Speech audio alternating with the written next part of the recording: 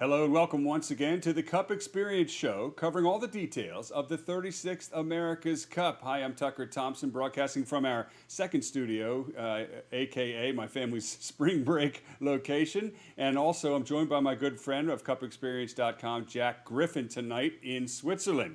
And tonight, we could see the conclusion of the 36th America's Cup. Tonight, the Kiwis have two chances to win one race for the Cup to stay in New Zealand. And tonight, the Italians have two chances to win two races just to stay in this competition. So, Jack, for either team, today will be the most important day of the regatta so far. This could be the end of it, but I tell you what, the Italians have let the Kiwis win every race they're allowed to win. If Italy's going to take it, they have to win. The Italians have to win every race from now on, all four of them. Certainly no small order there. And this could also be our final show and our final chance to thank the sponsors. So let's begin with the sponsor 60 seconds to thank the companies that support the Cup Experience.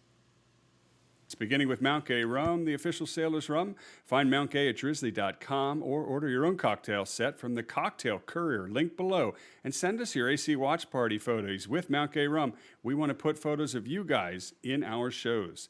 Thank you to C-Deck Adhesive Foam Decking, which will literally transform the deck of your boat. It did for mine, and it did, of course, for American Magic, among many others as well. Thanks to AkzoNobel and All Grip Fast Finishes. The sport's fastest yachts are finished with the All Grip Next Generation Top Coat HDT. Thank you to Robba and Birking Silver and their American Magic collection, which is now a collector's edition. There are American Magic-themed cocktail tumblers, bottle coasters, and serving trays, and much more. Or you can customize them with whatever you want to put on the silver. You can ask Jack for more info or order them at americanmagic.cupexperience.com. And then finally, thanks to PELLINI Coffee, the official coffee supplier of New York Yacht Club American Magic, with its PELLINI Top 100% Arabica Espresso. PELLINI Coffee, keeping sailors energized. You can find it online at Amazon.com.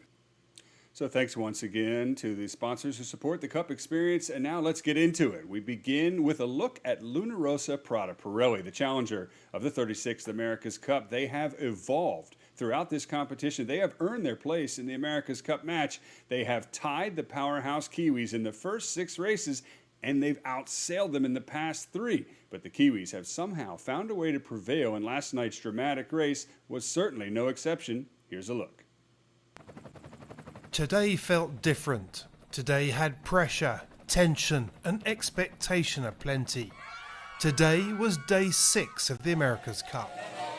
After 2 thrilling races the day before, now for the first time lifting the cup was a possibility for the defenders, Emirates Team New Zealand.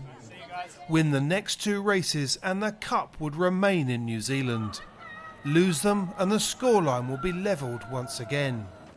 A new racecourse was in use, Course C, the Stadium Course. Rossa, Prada Pirelli were focused on a battle from the start, forcing the Kiwis to tack off early up the first beat. The match was incredibly close, just 1 second at gate 1. There had been lead changes upwind and down.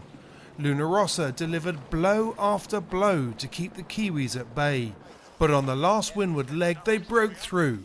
Emirates Team New Zealand took the lead and scorched to the finish.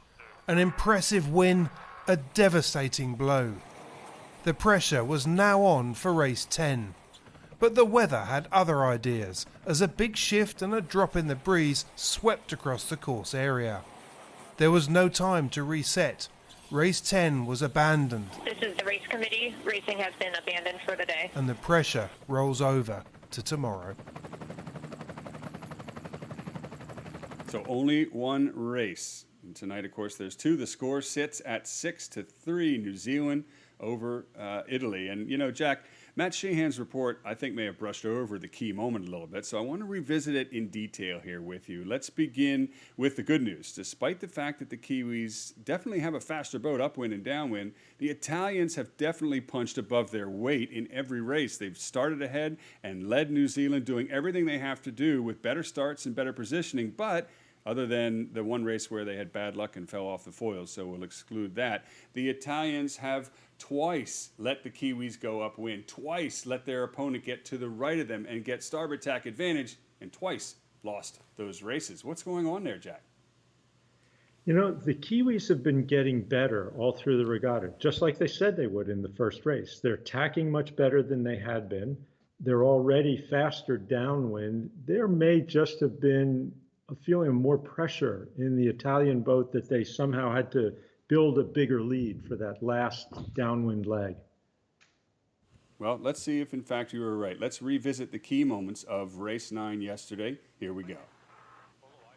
So into the start, Jimmy Spithill, Italy, beautiful job setting up with gauge to the right and lots of pace, even start, and they're able to live just to windward of the Kiwis, making it a somewhat strong position. That's where they need to be. Top mark, they convert into a lead, a thin one, only 1 second, but it's enough to hold the Kiwis off downwind. A late charge going into the leeward mark saw the Kiwis catch up, so Francesco Bruni, beautiful job, luffs them past the ley line, jibes ahead, goes back for the gate and takes a couple more boat lengths out of the Kiwis, doing what they need to do. They are ahead on the final upwind beat. Here's the crucial moment, Jack, in this race. Do you tack on them or do you continue to take the right, protect starboard tack advantage? Keko Bruni makes the final call. He makes it quick, he makes it late. Unfortunately, he makes it wrong. Now this forces the Kiwis back to the right-hand side of the course at the top of the track. And when the two teams converge again, the Kiwis are going to say, thank you very much. We'll take this right-hand shift. Was it there? Did they see it? Was it a gift? Either way, it left too much leverage to the left and too much of an opportunity for the Kiwis to catch up from the right. Jimmy Spithill on board knows it. The audio, you could hear his voice just fizzle and start to crumble. He even says, let's go all the way to boundary and dig as far as we can. Maybe try to get something out here, but it's not there. Too much leverage, too much left, and not enough to get back into the Kiwis. You can see them in the lower right corner there, that little red dot. There they are, taking 100 meters out of Italy. And it eventually grows to 200, 300, and beyond. And that was it. So, Jack, my question to you is this. Match Racing 101, all things being equal, when you're ahead, but it's close, and you're approaching the top of the beat, you protect the right? You protect starboard tack advantage. Yeah, to me, it's keep it simple, stupid. The KISS principle. If you're from the right, you're in the right. Keep that starboard tack advantage, like you say, especially when you get up close to the top of the beat. Kind of hard to explain. Yeah. Now, to be fair, the Italians know that the New Zealanders have a faster boat, and they know that that the Italians have a more maneuverable boat. So you're more maneuverable, and you're just ahead, barely ahead, of a very formidable competitor in the Kiwis. Rule number one, you stay to the right. All things being equal, you've got to protect starboard tack advantage. So what happened there? Why did they make that last-minute decision to tack and essentially give the Kiwis a gift? I can only guess that it was the pressure of the moment. They know for sure that the Kiwis have been getting better at tacking.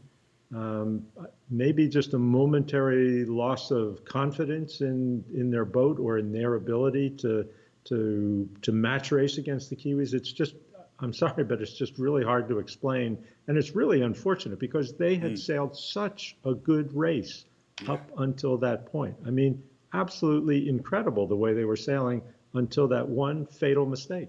It was perfect right up until the part where it wasn't. No, but to be fair, you're right. They really have done everything that they needed to do. Your interview with Max Serena, where he said, look, we just have to have perfect starts, get ahead of them, and hold them back, and essentially sail a perfect race.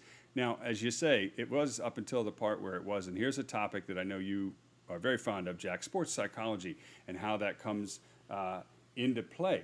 So let's talk about that, because it's not so much that the Kiwis are dominating or winning these races as much as it is the Italians are losing them or perhaps giving them away. And in some of those key clutch moments, is that inexperience? Is that pressure getting to them? What's the psychology of these competitors that makes some of these errors, Jack? What do you think? Well, showing my age a little bit, I go back to the days of Yogi Berra in American baseball. And Yogi once said, baseball is 90% mental and the other half is physical. But, it's at this level, at this level of any sport, you ask the top competitors how much of it is mental, and every one of them will say at least 50% at the top level. You know, you get it. They say you get into the fifth set at Wimbledon, it's not about tennis anymore. It's about mental toughness and staying calm and trusting your game. It's also about stamina, which of course the grinders need here, but the mental aspect, the psychological side of this is just so important. Jack, I would say that arguably in any sport at the highest level, it's probably the single biggest factor because, you know, let's take golf, for example. When you get to the top level there, everyone drives well, everyone putts well. In sailing, it's the same way. These two teams arguably are the best of the best. And so the sailing part is the baseline. It's all up here, and that's what determines what moves you're going to see on the race course. And as we've said, the Italians have sailed beautifully most of the time. But the Kiwis, to give them credit, when they find an opening, they jump on it. They are never out of any of these races. They're not getting dominated. They are right in the hunt. And you can't give a team like that a tiny crack in the door, or they're going to swing it wide open and walk right through it. So do you think that the pressure of the moment got into Kekker-Bruni's head a little bit? And to be fair, we've seen Spithill make a few unforced errors, like early on, race one, for example, when he left the Kiwis and gave that race away. Here's the thing. Burling is not immune to making mistakes, and the Kiwis aren't immune to making mistakes either. They have. And in this game, Jack, as you know, in top-level sailing, it's the key is making less mistakes than your competition, right? Yeah, for sure. It's like that at the top level of most sports. It's not necessarily who plays the best, but who makes fewer mistakes or who makes the last mistake that can determine it. And, you know, it's just, I think it's a question of trust your preparation, trust yourself, keep the nervous side of yourself, easier said than done, but keep the nervous monkey mind that you have quiet and just trust all of the preparation, trust the boat, and just you do your best. And if that's not good enough, then that's not good enough. But trust yourself, trust your preparation. Yes. Don't think about it. Just go back to the training, the routine. We've heard Kekker-Bruni talk about it. Now, speaking of the Italians, Jack, the most important question, obviously, is how can they regroup? How can they mentally and emotionally recompose? How can they get back into this competition and not make any more of those simple yet key mistakes? What do you think? I think that moment in the race yesterday was one that they can get past. I think that they do have the mental toughness to say, made a mistake, and this is, you know, this is another day. This is another race. Let's just go out and execute here. But I actually do think they've got the mental toughness. We know they've got the boat that's good enough. Is it the faster boat? No, it's not the faster boat. Is it good enough? Yeah, you bet it is. Can they sail it well enough to win? Absolutely they can. It's going to come down to that ability to put the mistake in the past, be in the present moment the entire time that the races are going on today, and that's what's going to do it for them. Yeah. So put it quite bluntly, they simply have to sail perfectly, and they have to do it in 4 races in a row in order to come back and win this competition. Does it sound familiar, Jack? Rings of 2013 come to mind? Tucker, you and I were both there in San Francisco, and you know, can they come back and win 4 races in a row while not allowing the Kiwis to win a single one? I think we saw Jimmy Spithill do that 8 times in San Francisco. Now, on the other side of the coin, the Kiwis know what it feels like to have Jimmy Spithill, you know, sitting down match point and just clawing back. And they're the ones who are improving through the course of the regatta this time, whereas in San Francisco, it was Oracle who were improving through the course of the racing. So it's a little bit of, to quote Yogi Berra again, it's deja vu all over again. Imagine if these guys lost from here. What an upset that would be. I mean, they've almost got it in the bag. So that's my motivation. That'd be one hell of a comeback, one hell of a I just had to.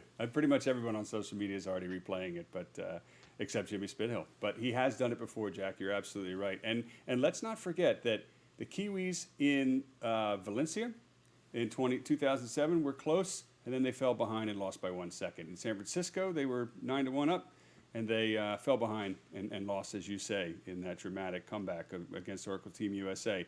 And let's give them credit, though. They have earned this spot in the competition. They have sailed well enough to beat the Italians. Despite their mistakes, it doesn't matter. You still have a team and led by Peter Burling that has done incredibly well. So before we take a look at tonight's race, let's take a moment to listen to both Peter Burling and Keko Bruni about their thoughts on winning the America's Cup. Definitely a pretty exciting time down here in New Zealand. Winning the America's Cup for us would be something incredible. You know, everyone in this team's, we've all come here to try and win the America's Cup again, and that's what we're trying to do. To Italy, it would be a big thing because Italy's been chasing this trophy for many years, many campaigns. Also incredibly special to actually be able to compete in an event like this at home. And for Italy and for a big nation, 10 million people watching the races every night at 4 o'clock at night. Unbelievable. That's something that we're absolutely blown away by the support we get in New Zealand, and it's pretty incredible to see how many Kiwis are getting out to cheer us on.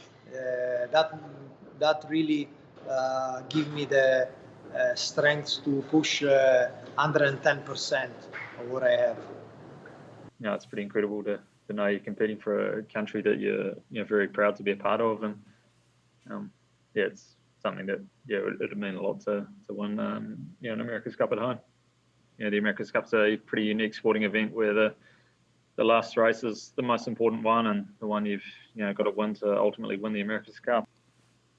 Peter Burling said it best. The last race is the one that is going to decide it. Could that last race occur tonight, Jack? Conditions look a little bit light. What's the weather?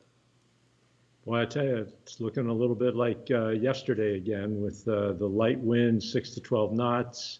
I'm guessing they're going to be out on racecourse C again. They certainly will want to be there in front of the spectators like they were yesterday. But boy, what a challenge that makes for the sailing because of the wind shifts and the patchiness out on that racecourse. But I think we're in for a slugfest again today. Well, nobody knows. As you've always said, expect the unexpected. And as we've said, this could be the last race. This could also be our last Cup experience. So we are really grateful for everybody that's tuned in and watched us. We also want to hear from you, even past the competition. We'd like to know what you think of the Cup experience and what you think we should do next. We're kind of on a roll here. Maybe we shouldn't stop the train, keep it rolling. I don't know. So anyway, you can send us an email, tuckertlive@gmail.com.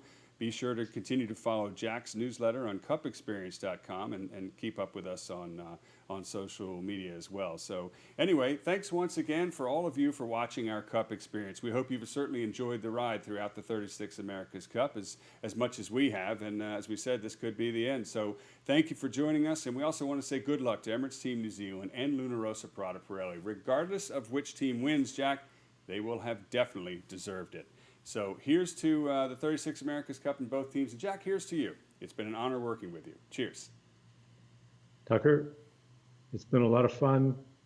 And thank you for the opportunity. This has been great. And as you said, best of luck to both teams. You got it. Thanks very much. Always the best part. So anyway, thanks once again to the sponsors of the Cup Experience, Mount Gay Rum, PELLINI Coffee, Robin Birking Silver, Axel Nobel, and CDEC, and thanks also to all of our fans for supporting the show. And enjoy the America's Cup tonight. Who knows what's going to happen? Either way, it's going to be a good one. So for Jack Griffin in Switzerland, Mason Sheen, our producer-director here, I'm Tucker Thompson. Thank you once and for all. This has been the Cup Experience.